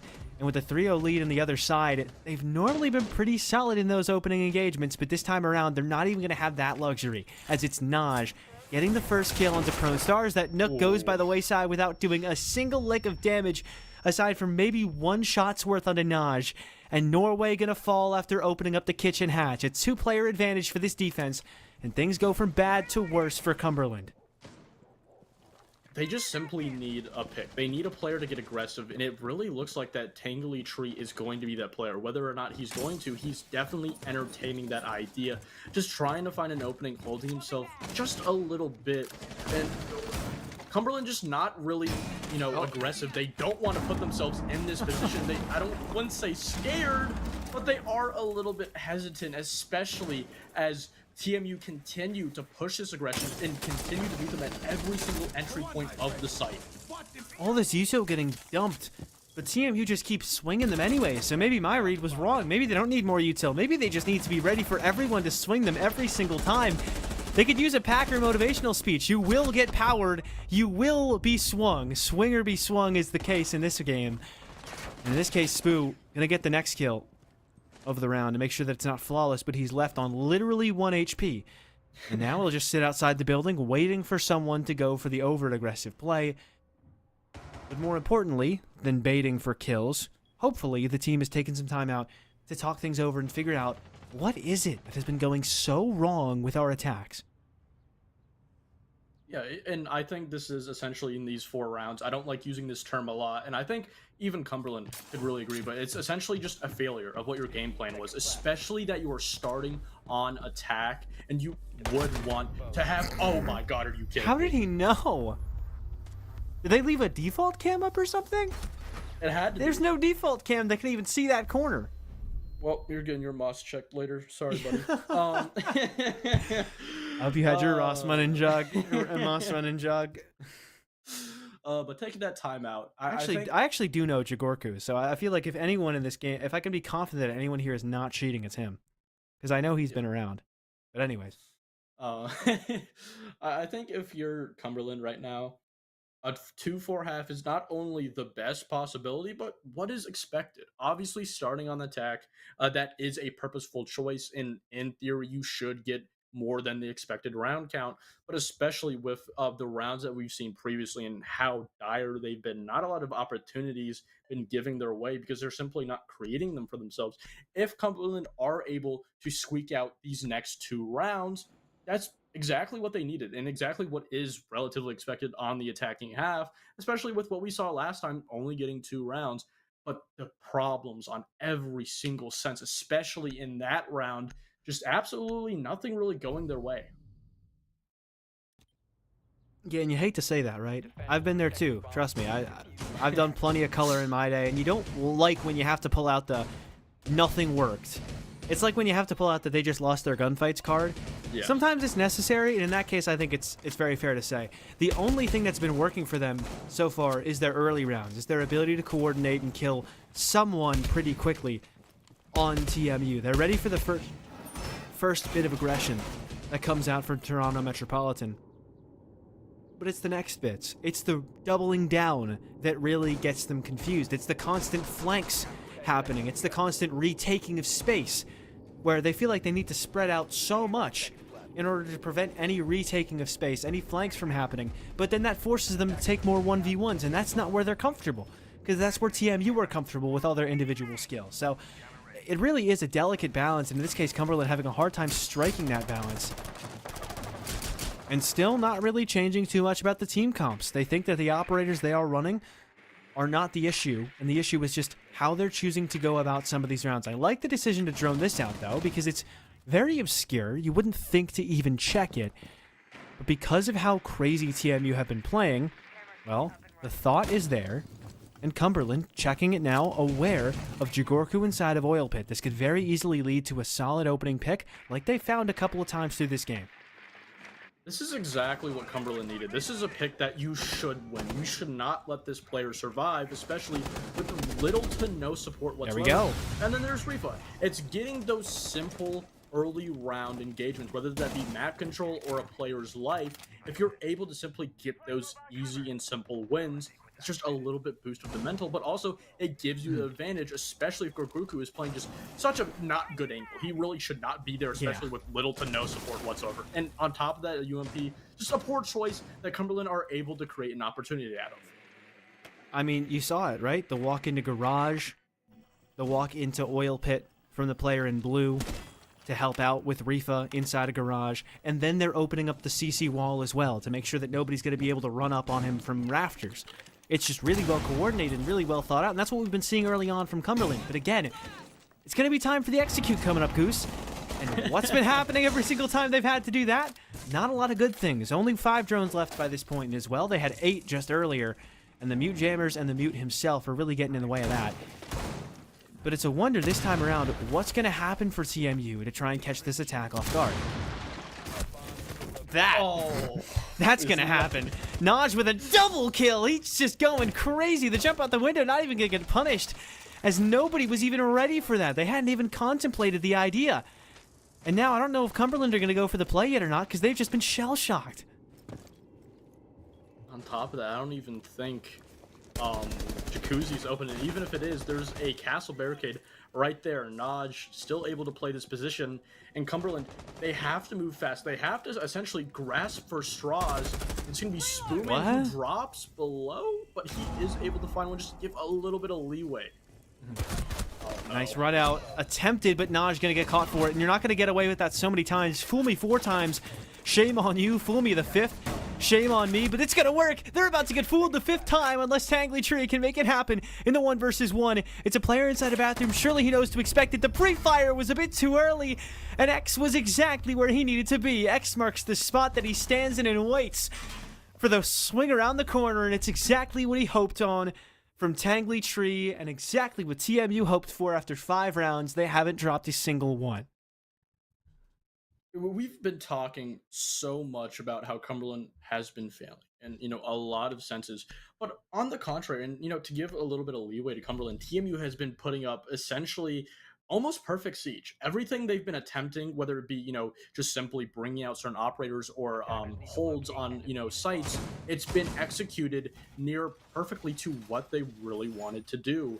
And for Cumberland, especially on a day when you're having so many problems, keep in mind, this is their very first matchup of a game day for collegiate since, as you said earlier on in the pre-show, this spring semester. It's been, a little bit of rust there, especially bringing in new operators, new meta. Shields are a lot better, even though they were still there. People are more familiar with them. And it's kind of a sense where you as a team are not at your full capability while your opponents are more than there. They're meeting you at every single checkpoint, and it just makes those, small problems that may not get checked in other game days just checked on every single front here. So why they are making a little bit of mistakes, there's not really room for them to make them whatsoever at all.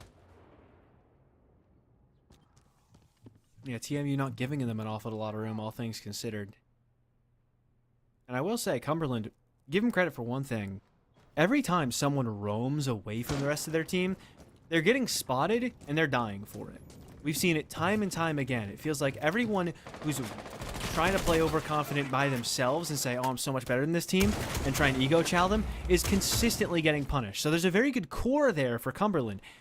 It's just a matter of when you get into the nitty-gritty of things and really start to work towards that objective itself, you're getting caught off by multiple people playing off of one another. You're getting caught off by a couple different angles maybe you weren't expecting.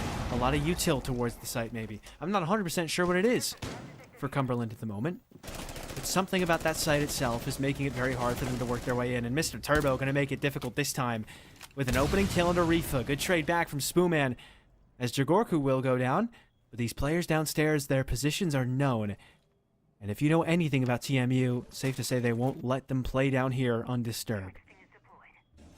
Spoonman's just sitting below. He feels relatively safe, even though now with his dual push, he is not safe, whether he knows it or not. Oh, buddy, you got shot at. With the shotgun, it's just going to expose his location. It goes back to that idea that TMU's communication is just better. He doesn't know he's there yet. He's just right there. He gets the kill. There's a player on balcony, by the way, who doesn't even trade him. Oh, chalk the map, Cumberland. Oh, that's not going to go your way. None of it's going their way. That's a comedy of errors. Inside of CCTV, still a clash and 2 operators with guns up at the moment. You still need to work your way through, and if Tangly doesn't get enough kills quick enough, he's just going to die to the crowd control eventually. But it's Turbo to close the half flawlessly with a great shot. TMU not dropping a single round. Honestly, just if I'm looking at TMU, just as, the play style, removing the team, removing the level of play, it's just really good. It's also very consistent. Every time they come into a problem, they have an answer the round that it happens. It doesn't take a round or two. That specific round where that mistake or that problem happens, whether it be losing an entry engagement, losing a lot of map space really quickly, TMU has an answer to compensate for that mistake, for losing that potential side of the map. And it really, again, goes back to that idea of that Cumberland, every time that they make a mistake, TMU is already there forcing them to make another before they can make or fix the first mistake they already had made. And now that, attacking start that we really pondered on why Cumberland chose resulted in absolutely nothing whatsoever. The only good thing for Cumberland right now is that they can fall back onto that defense. And we've seen time and time again that teams are able, when going back on the defense, to come back from a very definite defeat. But in 06, with the problems that we've seen, essentially now it's TMU's game to lose. I mean, yeah, if they wanted to lose it, they still could. I mean, even if they wanted to lose it, it might be a little tough from here just because of how big of an advantage they have, right? There's still a chance they could accidentally walk backwards into a round win from here in the next 6. And that's no discredit to Cumberland. It's just to say the TMU have been playing so well that they may accidentally do incredibly well, even without really trying to. There's 3 different operators on the board that can make holes in soft walls, so that CC wall wasn't going to be too long for this world, as they're starting to work into the top floor. Not a top floor bomb site hold, though. They're all the way downstairs, Cumberland are, and everybody except for just Norway all the way downstairs. This is a very common early round setup that you'll see. You pick one operator who just goes up, shoots a drone just like what Norway does, maybe shoots another, and gets back to the site like he just has. Puts some goo mines down on the way so you can get some good info. But staying around any longer than that past the first drone is a little bit of a risk that someone's going to get hot droned. Or matter of fact, somebody might just run down on your position. So good job by him. Didn't get a kill, but didn't lose any health. And now the attack is very worried about that position. So incredibly well played from Norway, and he'll work his way back to the site. Yeah, Cumberland already just reading the pace. Their positioning's much better than on the attack, applying just enough pressure to not give enough space to TMU, but also not applying too much to the point where you give a pick away, you give an opening, and especially with these smokes, this wealth of utility that is now being put on to this TMU attack. It's giving TMU, or Cumberland rather, a very comfortable position to hold going into that late round execution, but they could have perhaps wasted a little bit too much of utility. Nice shot from Prone Stars, and that's especially good to get that early because it means he doesn't have to waste any more gas canisters at the phantom pressure that is inside of Dirt Tunnel. Jagorku could have just waited there, maybe shot out a couple more shots, and then baited out some more utility. And then there's no more gas canisters for when the plan actually starts to go down later on. Instead, he's overextended, died, and now, on top of giving away one extra player, giving that defense the one-man advantage, they've still got to walk into a lot of utility, that wealth of utility that you were talking about, that plethora, if you will. And with 30 seconds to go, TMU, still not sure where they really want to end this up. It looks like more of a kitchen take. But they've opened up the moto hatch just to make sure, but this main stairs cam going to do a lot of work later on for Cumberland. They'll be able to spot one player down towards the bottom of main for sure, and that gives them a lot of info as to where the push is going to come through. And speaking of, they're going to start to make that play into Arsenal. Plant all the way in the back of the site as X gets one. Good trade back from Norway based off that information, but EQ is able to take down Spoo, but Turbos died with the case, and that's going to be the killer. There's no chance at a comeback from that point onward, and Cumberland, well, it may seem like there's no chance at a comeback after that last half, but they're certainly not going to die without trying. A great start for Cumberland, and also tying the rounds 1 for defense on Cafe. Already a great start, and stopping that flawless second map is exactly what would you want as Cumberland. Keep in mind, this is TMU's map pick. I can only give so much to the leeway of Cumberland, but again, that first round on defense for them, I think, was great. It's what they really did need, and I'm really trying to stray away from you still need 5 rounds only to get to overtime, only to focus get on the good to match point. And I think now, Cumberland, you're essentially in a point, and I don't like to say this a lot, but it is your first game. You have plenty of more games. You have plenty more maps because every game is a best of 3 in the group stage, where you can just simply try new things. And I think this is a sense where you just have to focus on what you have, what is leading you to success, and then even if you don't win this matchup, you can take what you learned, you can take what had success, whether it be a couple more rounds on this defense, and take it on to your next matchup. I think whether or not you're slow it down, Chad. Oh my gosh. I think whether or not you're winning or losing, you always have to take a learning experience from it and then bring it onto your games going forward. Well, TMU is certainly gonna take their time with this one. They took their time with the last one. Already putting some pressure on, but not running into garage quite yet, as there is some risk of player being nearby. But 3 players in construction alone. That looks a little bit odd on the bottom left of your screen. Norway will fall back to Logi, though. And nobody on the cash and CC side of things. Cumberland, last map, did typically do better when they were allowed to stick close together and try and play off of one another rather than having to give in to what TMU wanted, which is those 1v1s that they were forcing so much on the defensive side once Cumberland starting to threaten the edges of their hold. In this case, Cumberland trying to just play around this hold itself, but the problem with doing that is that there's a lot of pressure you can establish on the objective without really doing too much. Windows, logic hatch, jacuzzi wall, cache control. If this is all being given to you, you're basically boxing in the defenders, and two of them are already playing stacked on top of one another as if they're boxed enough by themselves. Prone is able to get one, and also I love that shield. Just two Jaeger gadgets and then a mute jammer simply just to hold that one little pixel angle. I love it. And you know, it's a great opening. Again, another opening for Cumberland, but TMU, they're starting to try and compensate, starting to look for the easy answer, and this could work into the favor of Cumberland as it's a very uncomfortable push for TMU. Oof, Prone Stars tried to do a lot and play it very aggressively. It ends up dying for it. C4 out, shot in midair. Nice shot from Turbo. He's almost able to catch one. Won't be expecting Spoonman here, though, because he's already made sure that his teammate gives up where he is, and so Rifa right on top of him.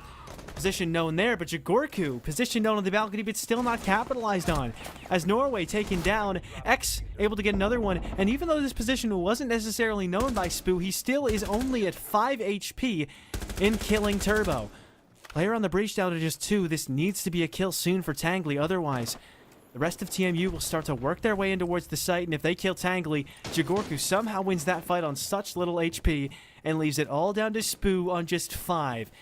If he can't win this miracle 1 versus 3, then it's all over in their first game of the season for Cumberland. He wants to maybe go for a bit of a swing at CC, perhaps wrongfully thinking that he is defending Cash Room. He is not. He is defending CC, or at least he is defending Jim, rather. But he has the case, actually. I didn't even recognize that. They don't have case control, and so they'll just have to run at him. He can possibly play this really well. Ducks up back behind. He's just hiding. How have you let him get away with that? How on earth have you let him get away with that? I didn't even realize they didn't have case control. What is... Why is he... Well, I have so many questions. I was gonna make a point that, you know, that as my, you know, closing statement, that Jaeger specifically simply, or not Jaeger, but whoever was playing there, simply was not getting active enough, not trying to retake that space. But now I know why. Yeah, And I was gonna that's just- say I don't know. It's just a huge mess up. And again, it's one of those rounds where you start to see TMU slip up 6 rounds, completely undeniable, then losing 2 in a row. It's kind of that situation where TMU do get a little bit lazy. That not only should of that plant or diffuser been in that position for that long, but also you should not have had an isolated player pushing a major point of the map by himself with diffuser on hand. And keep in mind, Ace didn't have any charges. He wasn't even able to get that cache single wall open. So again, not only was it a very big misstep and misread by TMU, but they just put themselves in a very poor position. And Cumberland, like we said before, when they're given opportunities, they do have a relatively good job of taking advantage of them. Yeah, that is a crazy round. I mean, forgive me for not even recognizing that they didn't have the case control, because I'm most concerned about why you send someone alone into cache to try and deal with that whole take by himself. You've kind of left him on an island there. Meanwhile, the whole time he had the case. So I'm not 100% sure what the thought process was for TMU. Maybe, you know, slight oversight. Other than that, though, great round from them. Early damage dealt to Jagorku, but he even found a couple of kills last round in spite of being left on such low HP. But what a clutch for Spoonman that was, and a lot of life back into Cumberland. You talk about a mental killer. I don't think that's a mental killer for TMU, but I think it's a mental reviver for Cumberland, because watching your teammate make a play like that off the intelligent understanding that they don't have the diffuser and we have it stuck inside a cache room, that's going to get any teammate excited.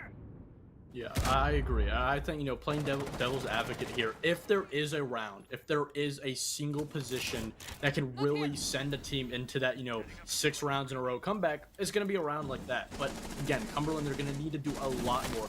Keep that consistency. And right now, they're giving TMU a really difficult time trying to just simply get into the map. And, to be fair, TMU is trying to take these positions right outside of the map very aggressively, very quickly, and they're being punished. But again, they're just meeting so many different obstacles, whether it be a player, this Cade on the wall, or Bandit rather. It's just so much to deal with in TMU. That clock, that 6th man for Cumberland, is starting to drain down on them.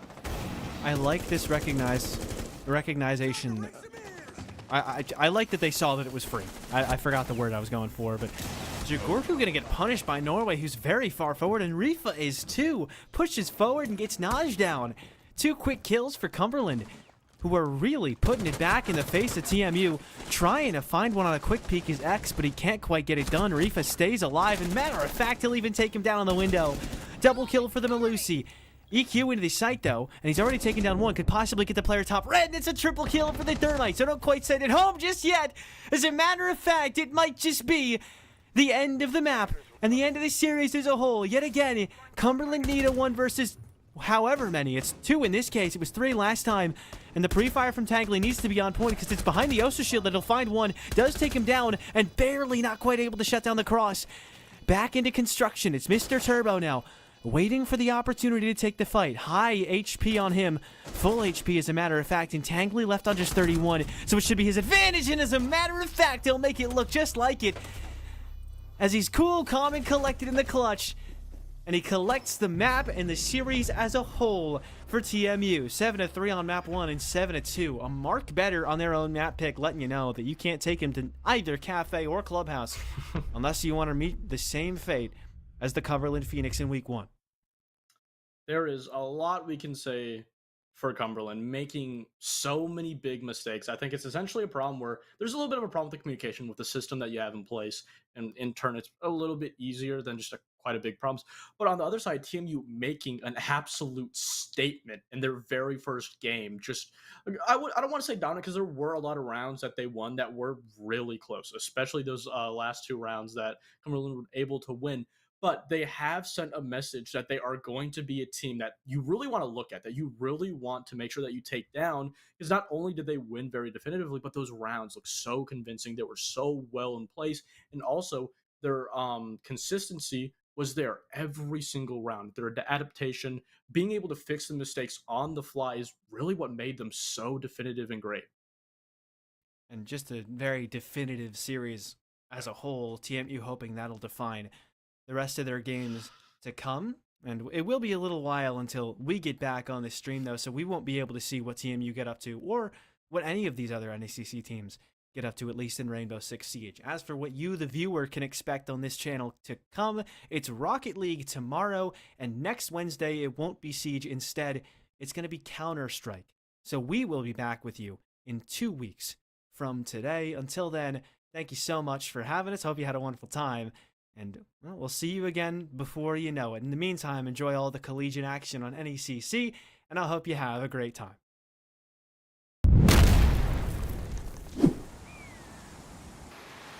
Oh man, this is incredible. Oh, wow. Huh? Yeah, it's pretty cool. It is pretty cool. Hey man, grab me a meat stick. I think I can reach it if I just a little more. Just let me go a little. I can't. Just a little more. I almost got it. Careful! Oh God! No, come on, just reach. Reach. Just grab my hand. I can't hold it. Grab my hand. Give me the meat stick. This other hand's closer. The one with the stick is. Oh.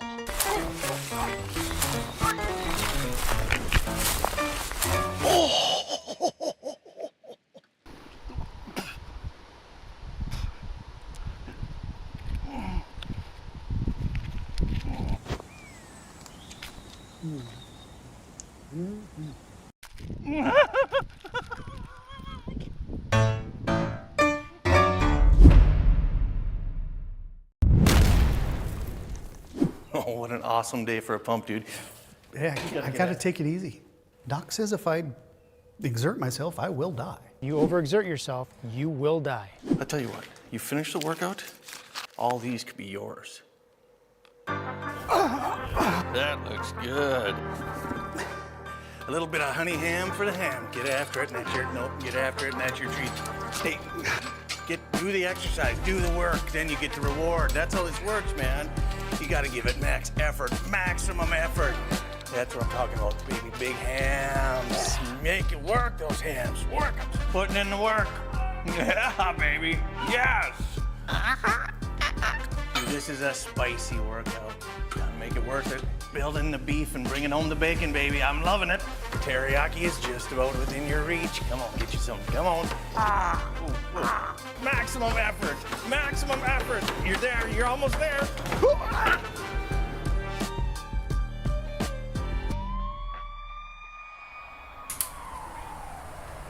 That's probably worth it.